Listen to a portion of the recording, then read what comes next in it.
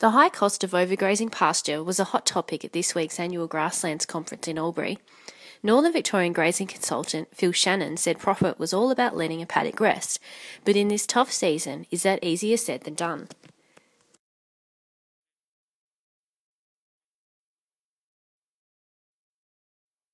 Leaving the residual is really tough when the other feed sources that you can use are very expensive and hard to get as well. So you end up with a lot of cows and not much grass, and the temptation is to get those cows to try and work a miracle and get more out of that grass. But it's the opposite that happens. The cows get hungrier as you feed them less, and they graze even harder, and it sets the pasture back further and further. The only real way around it is to buy an expensive feed or destock, and most farmers aren't willing to take the capital loss on selling a cow into the market currently when the price isn't very good. Yeah, and a lot of dairy farmers all throughout Victoria are relying on other feed sources at the moment. Particularly farmers in the western districts, because they had such a poor spring and fodder making season, and grain's very expensive, their normal supplement, and other feed sources have been hard to get.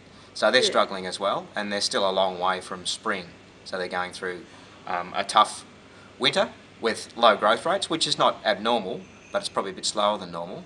So there's even less grass in the system, so it's quite a tough time. Particularly looking forward, saying the milk price that they've announced for the year coming looks fantastic. So you don't want to get rid of cows, they're going to make you good money, but it's very tough to find the money for the feed. Yeah, and you also mentioned that farmers don't manage the boom and bust years very well. What do you mean by that?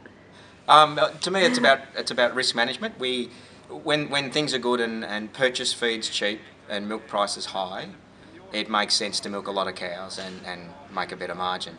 But when things are tight, the reverse happens, and that's the situation we've got at the moment. Is most farmers tend to have tried to make the most by producing more milk, but if they're producing more milk off more purchase feed from someone else, often the margin diminishes, and it's hard to see how much it's diminished until you get to the end of the year and understand that it mightn't have been worth milking those extra 10, 20, 40, 50 cows. Yeah, so farmers need to manage the better years better. Yeah, and it's a tough one, because in hindsight, coming into the next spring, some of those farmers might milk less cows and decide to store more feed on farm to protect them from the risk. But hindsight's a wonderful thing. Coming into a year, you always think, oh, there'll be plenty of feed around, so I'll milk the cows and I'll be able to buy it in, it'll be fine. Yep. And what if you could sum up what you were trying to get across today, how would you do that?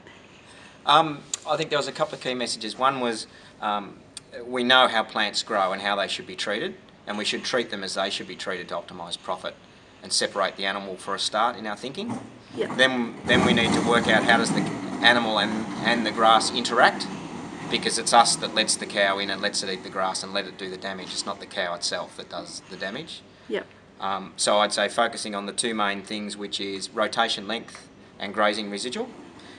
To me, rotation length is a relatively simple concept, and if you're confident enough, it's relatively easy to let the grass rest long enough to get a decent cover. But the grazing residual is a difficult one, more difficult in the grazing industries where cows aren't going back to the dairy and getting feed twice a day, supplementary feed, and you're generally not getting that milk check every month that justifies bringing in the purchase feed to stop the cows overgrazing.